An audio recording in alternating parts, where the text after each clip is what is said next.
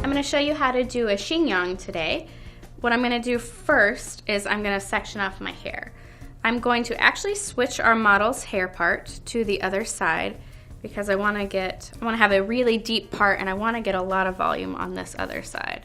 If you want to get a little bit more volume by switching the side of your part, you usually are able to achieve that. And I want this to be kind of a low part, so what I'm going to do is I'm actually going to use the arch of her brow and I'm going to bring my rat tail comb up into that section, which is a great tip if you're doing vintage hair also. That's usually where the part would start. And I'm just gonna take this big box. Go ahead and tilt your head forward. I'm gonna leave this section out, smooth it out, and you can see. So it's just kind of a large square section. And it basically goes from recession point to recession point. And then I'm just going to leave it up there and forget about it. Now, what I'm gonna do is I'm gonna start working on this side because I'm gonna do a very low chignon. If you notice, I haven't curled the hair or done anything like that to it. I'm gonna curl the top section, but the bottom section is gonna be kind of folded into place, so it's okay if you haven't done anything. I will say I have prepped her hair using a light setting spray and some hairspray just to give us this great texture that we're getting. I'm just gonna brush all the hair over to this other side. One thing that we're gonna do is we're gonna use our placement determined by the hairline. So I don't wanna place my bun up here so I can see the hairline. I'm gonna actually drape it down a little bit lower just to kind of cover that up. And I'm just gonna place a ponytail.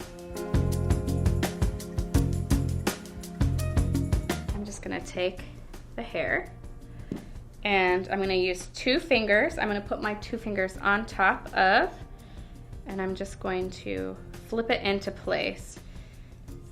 I'm gonna flip the ends toward the back of my hand, coming toward her head, and then I'm just gonna bobby pin that into place. Start on the underside and just wiggle my bobby pins back and forth to get it set into place. And I'm just holding my hand there to support it until I get it into place. I'm gonna start draping the hair backwards with the pin and pinning it. If at all possible, it's always great to, if you're able to find a bobby pin underneath, pin it into so that you're almost creating little crisscrosses. You can do a couple things with the end that gets left out. You can either do another twist, depending on how long the hair is. You can twist it going the opposite way and add it on. I'm just gonna kind of twist it up and place it inside of our chignon. And then just pin as many bobby pins as you need to pin in there for it to feel secure to you. If you know that you're gonna do a long night of dancing or something like that, put a little bit more in there. You can never have too many bobby pins. I'm gonna then take our shape and I'm gonna stick my fingers in it and I'm gonna hairspray it. Reason I'm doing that is I'm adding some texture in there. If you can hold it in there till you can let the hair cool, just gives it a very unique kind of piecey look. So it's not one solid mass of hair. So that completes our actual chignon.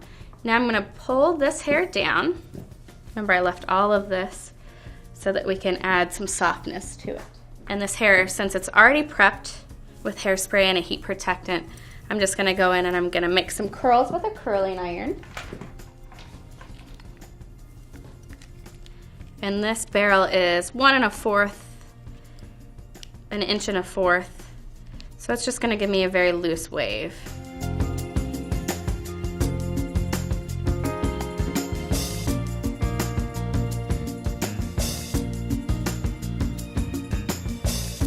This is also a really, really cute look if you have natural textured hair. Even if you're as curly as me, I would still do the same thing. Only what I would do here is I would take your natural texture and then I would use a really small curling iron and just define a couple of segments. And this is a really basic chignon shape, and you can adjust this by just doing different techniques to this top section. You could even, put this top section up in hot rollers to get a more vintage feel. I'm gonna take this hair now, Gonna give the ends a little bit of a twist. Be sure I like how things are draping around the face. And then I'm going to use it to wrap around our chignon. So I'm gonna go all the way under and back. And then all I need is a couple of bobby pins to secure that into place. I like to secure it behind the chignon and then underneath as well. I think I love this technique so much because it creates this beautiful shape here in the back, especially if you're blonde. The blonde just so highlights it. And then now you can take the front and recurl just that section if you want to.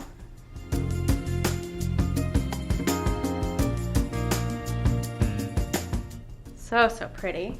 Finish with a really light misting of hairspray. And there you have the finished chignon.